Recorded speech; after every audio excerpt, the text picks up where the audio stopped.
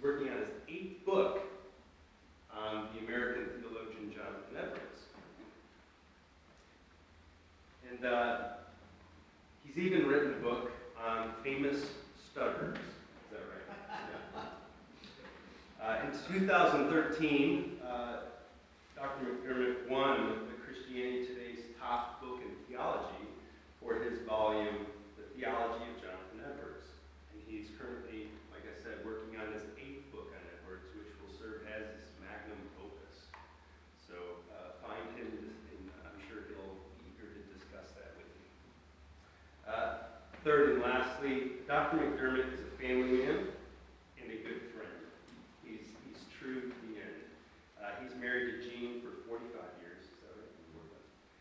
He has 3 grown sons who I have the honor of being friends with. They're wonderful as well. And they have collectively 12 grandchildren. 2 more with the Lord Jesus even now. So 14 total. He helps to homeschool his grandchildren now as he and his wife have relocated to Charlottesville, and that is to be near his grandchildren. He is my longtime friend, which is why I'm so happy to have him here. We've had time together, and I just want him to know my great affection for him. When he's here with us, he is a member of our family. And so please join me in welcoming the churchman, scholar, family man, and friend, Reverend Dr. Gerald McDermott.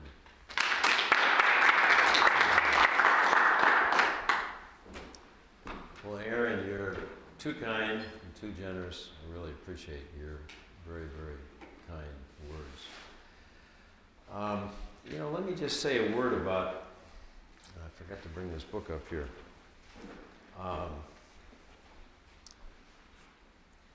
This book that this talk I'm going to give comes out of. This book started in December 2016. Mark Tooley, who's the president of the Institute for Religion and Democracy, was sitting next to me at a conference in New York City. And actually this book came out of scratching notes on a napkin between the two of us during a talk. And it came out of the conviction, and this is back in 2016, that race is our #1 domestic issue. And too little theological, we thought, reflection has been done upon race. And we came up with the idea of national covenant, which is actually an idea that is thoroughly in the Bible and goes back to the last 3,000 years of Christian thought. I say 3, not 2, because I believe Jewish thought, represented by the Bible, is nascently Christian thought. And so we put on a conference in February 2019 at Samford University in Birmingham, Beeson Divinity School. A majority of our speakers were black. 2 were Jewish scholars, and then a few of us white guys. And it was out of that conference that this book came. This book actually has a few more scholars contributing to it than were at the conference. And 1 or 2 of the speakers of the conference, for one reason or another, did not contribute to the book. And since that time, I have just been writing and speaking and thinking and conversing with many on the subject of race. And so this talk that I'm going to give comes out of the last 5 years of and my own life of thinking about race, my own experience with race. So the title of this talk is The Bible on Race. So what does the Bible have to say about race? A lot of people have, since especially George Floyd, have been writing a zillion different things on this subject, and here's my contribution. where I agree with some and I disagree with others. And you'll figure that out as we go along. The Bible pays no attention to race. Now, this will shock many, especially those who are now pointing, many people in magazines and even books and articles on the internet, to the heavenly church of Revelation 7:9. That's probably the most commonly cited text in the Bible today in discussions on race, that supposedly highlights diverse races. After this I looked, and behold, now this is John, of course, the author of Revelation speaking, a great multitude that no one could number, from every nation, from all tribes and peoples and languages, standing before the throne and before the Lamb, clothed in white robes with palm branches in their hands. Now it's true that this great multitude will be, this is future tense, John is saying, will be of many colors. It's true. But this passage pays no attention to their colors. Instead, John, the author of Revelation, focuses on their nations and tribes and peoples and languages. Nations, ta ethne is the Greek here. In the biblical world, were composed of people with different skin colors. Now, a nation was united by its culture back then, more so than today. And the culture of a nation back then was formed by its cultus, and that's where we get the word culture. Cultus, which means religion. It's cult. It's worship. Each culture differs according to the god or gods that it worships. So a nation back then was united by its culture, which was formed by its cultus or its religion. Religion was at the key to nations in the biblical world.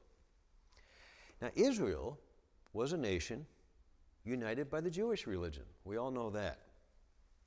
Its people were a mixed multitude with different colors from Exodus days. The people of Israel, they had different colors walking through the Red Sea and living for 40 years in the wilderness. Some were very Egyptian, some had been mixed in from different nations and peoples over the centuries before then. And a lot of the Egyptians liked what they saw amongst the Jews, and they decided, hey, the God of Israel is the true God, not Ra, our Egyptian sun god. And they chose to join, and their skin probably was a different color. And they chose to join with Israel and became part of this mixed multitude. The 600,000 that grew during the next 40 years in the wilderness. So this was a people with different color skins from Exodus days. The people of Israel had often assimilated people from other nations like Ruth and Rahab, who were probably of slightly different colors. This is the first tip-off that the Bible identifies people not by their pigment, but by their national cultures. Tribes. So the first word we get in Revelation 7:9, this key text, is nations, ta ethne. The second word is tribes, phule. Now what's a tribe? A tribe is a family line of common descent. Just as families today, where spouses and adopted children can have different colors, tribes are often made up of people of different colors. In this case, identity in the Bible, though, comes from their kin relationships, not their skin color. Then the third word in Revelation 7:9 is peoples, laoi. Laos is the singular. What are peoples? What did John mean by peoples? Peoples were groups with a common history and constitution. They often consisted of those in the region of a nation, so there could be several peoples in the same nation, such as there were in Israel, in the nation of Israel. The people of Galilee were very different from the people of Judea down in the south, 90 miles south. A 3-day, very difficult journey by foot. Or the people of Macedonia, or the people of Achaia in what we now know as Greece. They were different peoples. Because of migration and intermarriage, they often were of different colors. But they were identified by their people groups, not by their colors. So in the same peoples, you can have people of different colors. In the same nation, you have people of different colors. In the same tribes, you can have people of different color skins. Once more, we see that identity comes from membership in a people group rather than skin color. Tongues. Now that's the fourth category that John uses for the people in heaven, not heaven up there, but the new king, the new heavens and the new earth. And by the way, all the people writing the Bible were Hebrews, Jews. And I would argue that even for Luke, who was typically considered to be a Gentile. And for the Jews, the heavens simply mean the skies. You know, it doesn't mean the region of this it doesn't mean the whole cosmos. It simply means the sky that's visible during the day and during the night. So when the Bible talks about the new heavens and the new earth, it simply means that new world in the future that has new skies and new earth. So it really is one thing, meaning the new world that has been renewed by God, just as our bodies will be the same. Will still be known as Jeffrey, and people will recognize Jeffrey as Jeffrey, but Jeffrey's going to have a whole new resurrected body, just as Jesus, after the resurrection, was recognized as Jesus of Nazareth. He still had the holes in his hands, and he still had the mark in his body that marked him as a Jew, and he still does at the right hand of the Father. I'll talk more about that tomorrow. But a resurrected body. And we'll all have resurrected bodies, and this earth will be resurrected, will be renewed. That's the new heaven and the new earth. So what about tongues? The fourth category for this people of God in the eschaton that John is talking about in Revelation chapter 7, verse 9. The future church. What does he mean by tongues? Glosse. Well, tongues are easier to figure out. Different dialects and languages. Jews in the Bible had their own linguistic differences. They didn't speak all the same tongues, Jews in the Bible. In Judges 12, remember, the tribes on the west side of the Jordan became known to the Gileadites on the east side of the Jordan by their inability to pronounce shibboleth. They couldn't get out the sh. It was Sibboleth. Just as Peter was recognized as a friend of Jesus, the Galilean, do you remember? By his Galilean accent. That's Matthew 26. He had a particular accent that when these maids heard him, they said, he's not from around here. He's from up there where Jesus, who was just arrested and is being tortured now, he's probably one of them. Got the same accent, same Galilean accent. Very different from the Jerusalem accent. Very different. Immediately recognizable as soon as he opened his mouth. Like in certain parts of the country here. Probably as soon as I opened my mouth, you said, oh, he's probably a D Yankee. And I have to confess to being a D Yankee. I lived in the Deep South, my wife and I in Birmingham for 5 years, and we loved it. We loved the culture of the Deep South. And you know what we really like about the culture of the Deep South? There is much more fear of God and recognition of God and the gospel in the Deep South than there is up in that damn Yankee territory. Excuse my use of an expletive. At Pentecost, the crowds of Jews from all over the Mediterranean world, remember, spoke all different tongues, all different languages, and they couldn't understand one another. And by the way, they were all different colors because they had intermarried all over the Mediterranean world. So they had all different colors and they spoke in all different languages. And most of them probably didn't know Hebrew, even though they were Jews. You know, just like most American Jews today don't know Hebrew. I mean, if they're religious, they went to Hebrew school and learned enough, you know, the guys to have their bar mitzvah and the girls their bat mitzvah, and we'll talk more about that tomorrow. But they don't know Hebrew. And if they went to Israel, they wouldn't be able to understand what the people in Israel are saying, even though they're Jews, you know, they're fellow Jews. It was the same thing on Pentecost. Their skins had different colors, but the biblical author took no notice of their pigments. Only their different tongues and nations of residence. These are the variations in creation identity, which the Bible says God intended.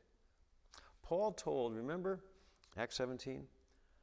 Paul told the pagan philosophers on Mars Hill that God, quote, this is verse 26, determined the allotted periods and boundaries of the dwelling places, close quote, of his beloved human creatures. That means God decided which time in history you were going to be born and which culture you would inhabit growing up. That was all set by God ahead of time. Those times and cultures and nations and families and tribes and languages gave creation identity. Now, that's a very important part of this talk. Creation identity to those millions then, and since then, it's been billions and billions of men and women through human history. God determined all of that. They were of many different colors. They always have been. But the Bible says not a word about those colors. Not a word. Now, some people would disagree with me, but I've argued against them, and you'll see why. Now, now, I'm a stutterer, and that's why I wrote the book, Famous Stutterers, 12 Famous Stutterers from Moses to Marilyn Monroe. She was a terrible stutterer to the day of her death. So it's hard for me to start sentences with a vowel, so sometimes I don't put the right emphasis on the right syllable. So other dimensions of the creation were far more determinative for God and for the biblical authors than skin color. Why? Because those other dimensions, nations and tribes and peoples and tongues, are far deeper than simply superficial skin color, far more determinative of identity than superficial skin color. What's true for human beings outside the church is also true for those inside the church. The Bible describes the church as diverse, but with a diversity that ignores skin color. It's a diversity of sex, men and women.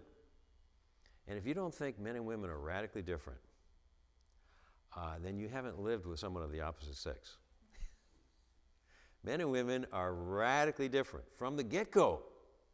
From the time they're first conceived in the womb, they're already different, radically different.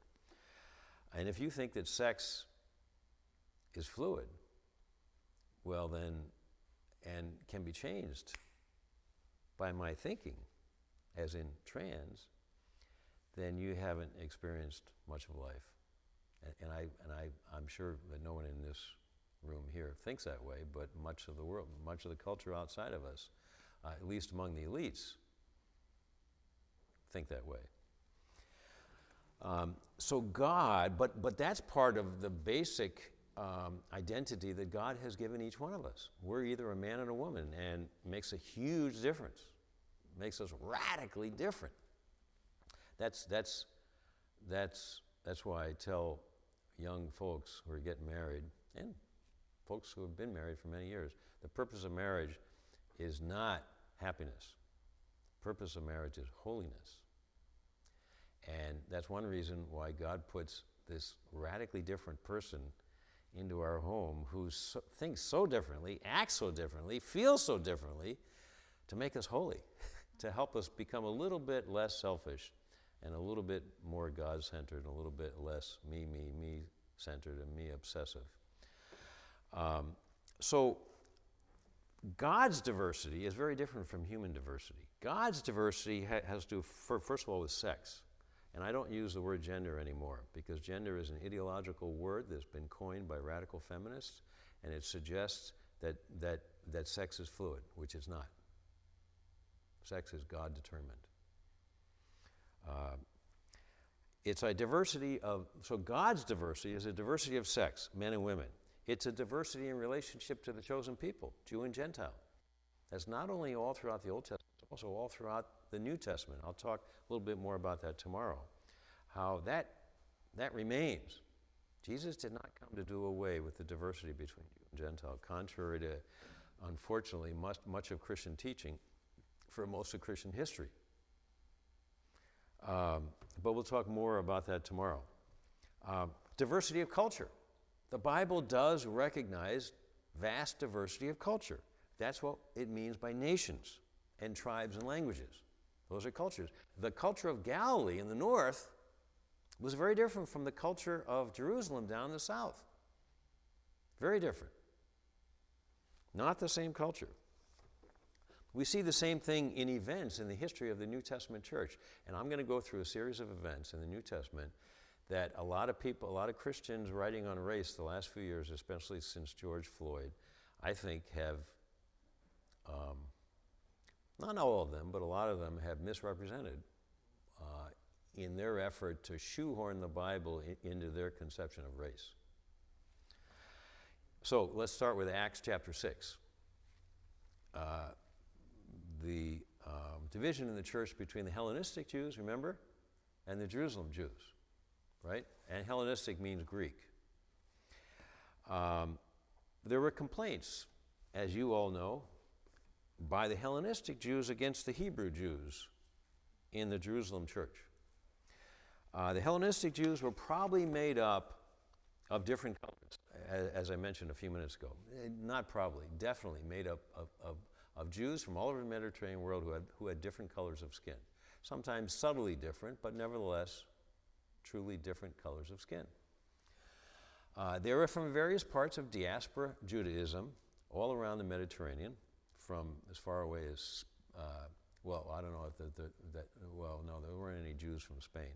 But from very different cultures, not only around the Mediterranean, but also east of Jerusalem, from what we now call the ancient Near East, and as far away as Persia, today's Iran. So undoubtedly different color skins, but all Jews. And by the way, that reminds me, Jews are not a race. They are not one race. If you've been to Israel, and how many of you have been to Israel? You know, as soon as you got off the plane, you saw black Jews from Ethiopia, right? Often with machine guns around their neck. You see brown Jews from North Africa, the Sephardic Jews. You see white Jews, Ashkenazis from Eastern Europe. You see yellow Jews. They're Chinese Jews. I mean, that should tell you immediately, Jews are not one race of people. And they never have been. From the very first days of Judaism, when Abraham circumcised his servants, which were probably from a different nation and people group in a slightly different color, but by getting circumcised, they were willingly, circumcised. They said, Abraham, we want to go with your God, just like Ruth. We want to make your people your future people, because Abraham was the first Jew. But from the very beginning of Judaism, you have different colors.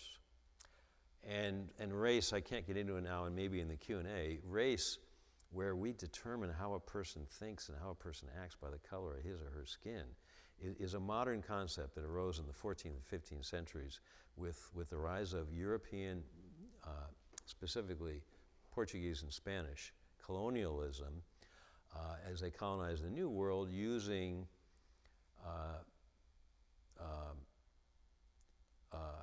black Africans from sub-Saharan Africa.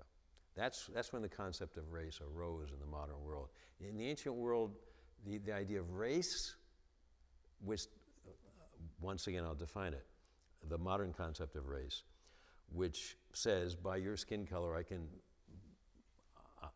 judge all sorts of things about you,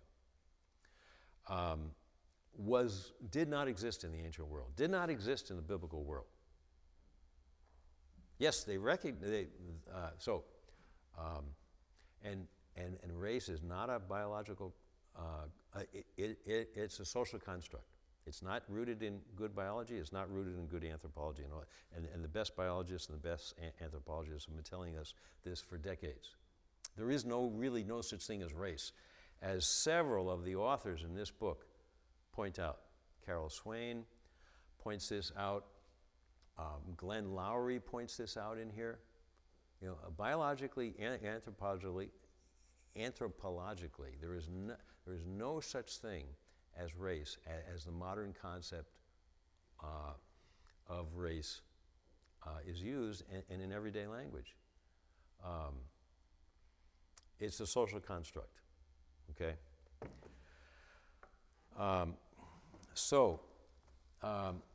What separated the Hebrew Jews from the Hellenistic Jews in Acts 6, when they had this conflict, was not color, but language and culture. There were people of different colors in Jerusalem who were opposed, or Jews of different colors in Jerusalem who were opposed to Jews of different colors from the Hellenistic diaspora, called Hellenistic Jews. The church leaders solved the dispute by choosing 7 Greeks from Greek culture to deal with the needs of that Hellenistic, which means Greek again, community. One Greek culture, but different colors. Once again, the problem was culture, not color. And the solution that brought unity was to pay attention to culture rather than color. In John chapter 4, Jesus went out of his way to travel through Samaria, which by the first century held a people of different cultural and racial, sometimes I, by necessity, have to use the word race in the unfortunate way it's used in our culture, just because we're in this culture that misunderstands race, but I have to use the word anyway. So of different racial backgrounds from Jews in Jerusalem. Samaritans, as most of you know, were, or maybe as all of you know, were the descendants of marriages between Jews and pagans centuries back in the time of the Assyrian Empire. Their religious cultus, which means their religion, was similar to that of Jews. They used Torah, first 5 books of the Bible, but their religion was also different because they had their own temple, their own priesthood, and they rejected the rest of the Old Testament, which Jews in that day accepted, the rest of what's now called Tanakh, and that's an acronym for the rest of the Old Testament. Jesus felt free to criticize their different culture. Jesus criticized a different culture. Ooh, he was not so multicultural. Ooh. He criticized their culture because he said, hey, salvation is from the Jews, it's not from the Samaritans. It's from the Jews, in verse 22 of John chapter 4. But he leaped over social and religious barriers by talking to the Samaritan woman and by praising Samaritans for religious reasons. Think of the only one of the 10 lepers who came back to give thanks. He was a Samaritan. It was only the Samaritan who came back. So Jesus was praising this Samaritan. And then think of the Good Samaritan parable. Jesus was praising Samaritans for moral reasons here. Now, the Samaritans were of a slightly different color, but color played no role in this significant cultural and religious conflict. No role whatsoever. Now, Jesus commended the Naaman, the Syrian general, remember? And the pagan widow at Zarephath in Luke chapter 4 for their faith in God's word coming through Jewish prophets. Both were probably of slightly different color and ethnic background. But it was their cultural difference, not their color, that drew the attention of Jesus and the Bible writers. In Romans 14 and 15, Paul dealt with conflicts between Jews and Gentiles in the church at Rome. Both Jews and Gentiles in the Roman church, and Paul gives no sign of collapsing the distinction in Romans between Jew and Gentile, none whatsoever. The Jew-Gentile distinction is central for Paul in Romans, especially in chapters 9 through 11, and then in 12 through 15, well, all the way to the end, to chapter 16. He still talks about Jews and Gentiles as being different and distinct, and gives no indication that Jesus came to collapse that distinction, no more than Jesus came to collapse the distinction between male and female, despite what Paul says in Galatians 3:28, that in Christ there is neither male nor female, Jew or Greek. Yes, the context there is justification. Men and women, masters and slaves, Jews and Greeks are all justified by becoming one with the Jewish Messiah. That's how you get justification. It doesn't matter if you're male or female, master or slave, Jew or Greek. That's the context. Justification. How do I get justified? Paul had no intention of saying, therefore, the Jew-Gentile distinction is or holds, just as Paul clearly does not say that the male-female distinction no longer holds. In fact, Paul makes it very clear that husbands and wives have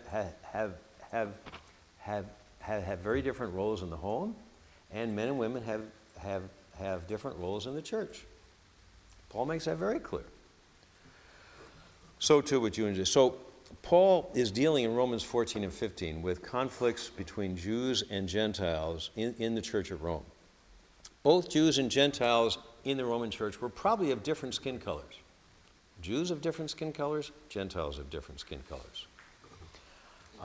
Reflecting the diverse ethnicities of the Jewish world and of Rome, the empire's capital. But the conflicts in the church had nothing to do with color. They were over culture. The Jewish way of following the Messiah versus the Gentile way of following the Messiah. Paul tells them to stop judging one another, to decide not to be a stumbling block to others, and to accept one another in their different ways of following Jesus. Paul says wives have a different way of following Jesus from husbands. Children have a different way of following Jesus from their parents. Parents are not supposed to submit to their children, vice versa. Masters and slaves have different ways of following Jesus, according to Paul. People of different color, and so too do Gentiles and Jews, have slightly different ways of following Jesus. People of different color were undoubtedly on each side, if we want to call them sides. But color played no role in the conflict or in Paul's proposed solution. The Bible talks about personal identity under two creations. The first is the old creation, whereby we know ourselves and others as men and women, Jews or Gentiles, parents or children, masters or slaves, whom God has put, as I mentioned a few minutes ago, in particular nations and peoples and tribes with distinctive languages. All of us, believers and unbelievers, have been made in the image of God. That's the first creation. That's what unites all human beings. We're all human creatures made by the God of Israel in His image, which is extraordinary. The other creation, so there's only two identities in the Bible for human beings, the old creation and the new creation. The other creation is the new creation that God has been forming for millennia. For millennia. More than two, I would argue. In fact, I would argue since the very beginning of humanity, since Adam and Eve. The new creation that God has been forming for millennia by joining people from the first creation to the Jewish Messiah Jesus by his Spirit. That's the new creation.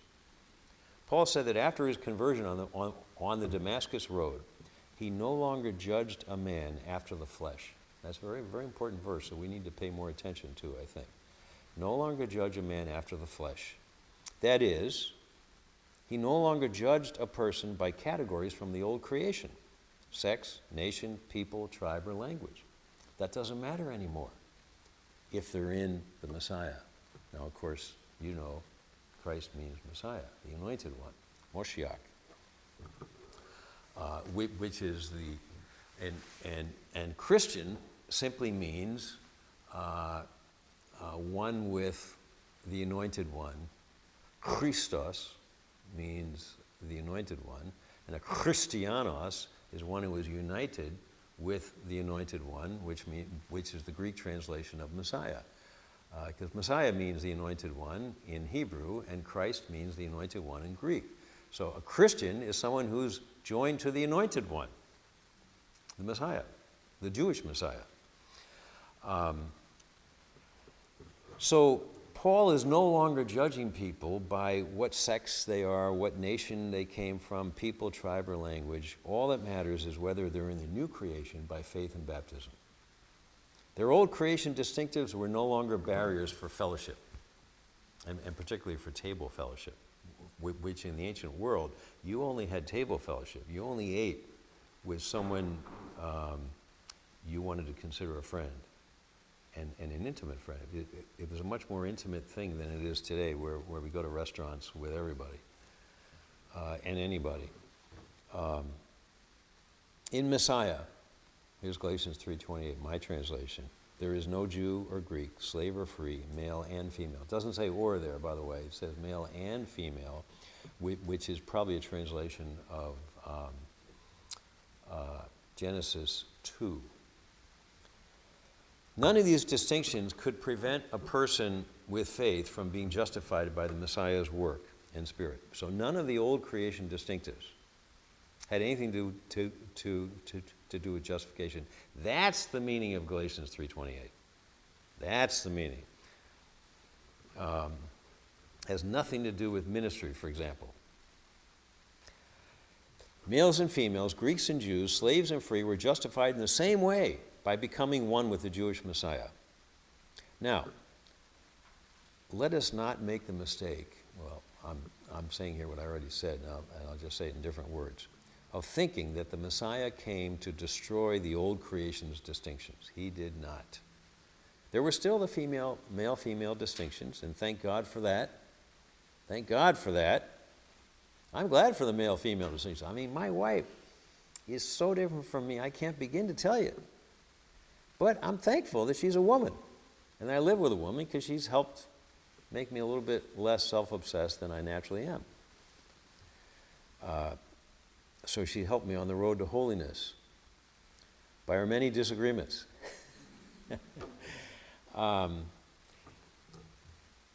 After all, Paul said on Mars Hill that God had determined these distinctions, and they would remain in the church and in eternity as part of the beautiful divine diversity. Notice that text in Revelation chapter 7 suggests that we will retain these creation distinctives that God determined for us to be born into. We will retain those in eternity, in the new heavens and the new earth. For example, Paul made it clear that men and women still had different roles in marriage and the church. Ephesians 5, Colossians 3, 1 Corinthians 11, 1 Corinthians 14, 1 Timothy 2, and Titus 1. And national and cultural distinctions would be apparent even in heaven. Back to Revelation 7, 9. Therefore, in the Bible, there are only two races. I mean, if we're going to use the word race, there are only two races: the old creation and the new creation. Now, the King James translation of Acts 17:26 describes the unity of the human race in the old creation. God, quote, this is the King James, which actually is a pretty good translation, the King James. And it's also a beautiful translation, of course. God hath made of one blood all nations of men for to dwell. That's That's what the King James says. For to dwell on all the face of the earth, close quote. So the first creation is one, you might say, race, the human race. The other race on this planet is the new creation, being formed by the triune God of Israel. Here, the work of God does not destroy the old creation's unity, but redeems it. Grace perfects nature through the preaching and sacraments of the church. Quote, if anyone is in Messiah, he's a new creation, close quote. And our unity in creation is, quote, transformed into the image of Messiah from one degree of glory to another. That's 2 Corinthians 5:17. So Christians are in both creations. We're in the old creation, we're also in the new creation. And in the old creation,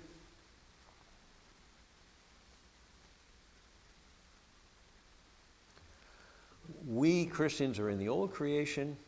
You know, and Christian means a messianic.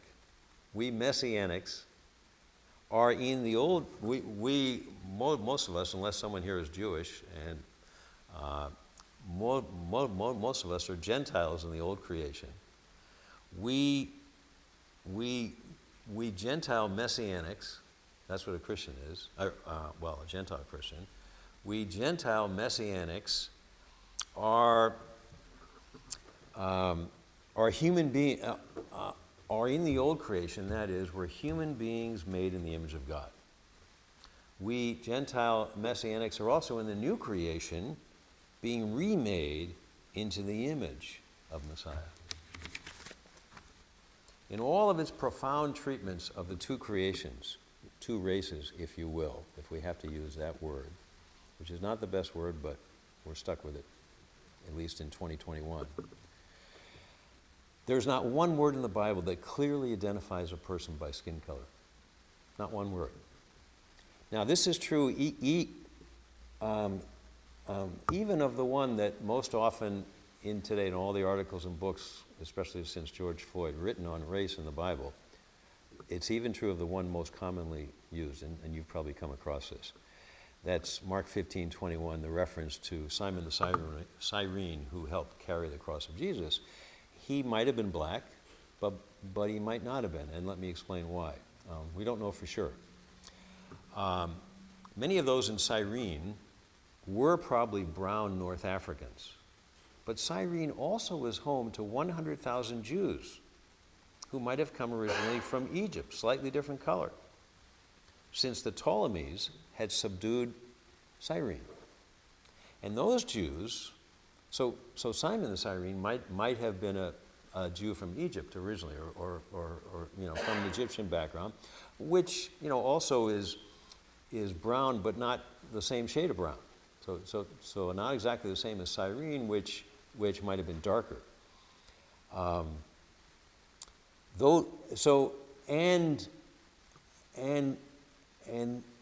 the Jews who helped colonize Cyrene might have come from all over the Roman world and not just Egypt, as we see them cataloged in Acts chapter 2. So even in this instance, where in the New Testament we get closest to guessing the skin color of a major character, we're still not sure. And the Bible doesn't even try to help us. So the Word of God is not concerned about skin color. Perhaps God, in His Word, is suggesting to us, in its own oblique way, that the best way to fight racism in this country, as in all countries, is to stop obsessing about skin color. But instead, to recognize people, every person we come into contact with, as an amazing creature made in the image of God, first creation, each of whom is wonderfully unique. We parents know that when that little baby comes out of the wife's womb, that baby seems to already be hardwired in a very particular way. And if it's baby number 2 or number 3, we notice in the next few months that baby number 2 is so different from baby 1. And yet, same parents, same home, right? That's the first creation. Every little baby, absolutely unique, hardwired by God in an absolutely unique way with different skills and gifts from conception. From conception. That's the first creation. And then when we meet another human being, we should be grateful that so many of them have been lifted up into the new creation. So that's how we Christians should regard another human being whom we meet. Those outside the church who haven't met the Messiah yet, and those inside the church who are, therefore, messianics. That's how I would suggest, the Bible suggests, that we think about this deeply, deeply, deeply difficult and divisive issue of race in our country today. That's how we should think of others. Not noticing them by and labeling them by their skin colors, but regarding them as unique individuals in the first creation, and sometimes the same as those in the new creation. After all, this way of thinking about people as full of God-given gifts and skills and as coming from a huge variety of tongues and tribes and peoples and nations is the true kingdom diversity which does not pay attention to skin color. This is the rich and deep and beautiful divine diversity in comparison to which the world's diversity that is fixated on such superficial things like skin color and gonads and sexual attraction today, sexual orientation as they put it, is superficial and boring. Thank you.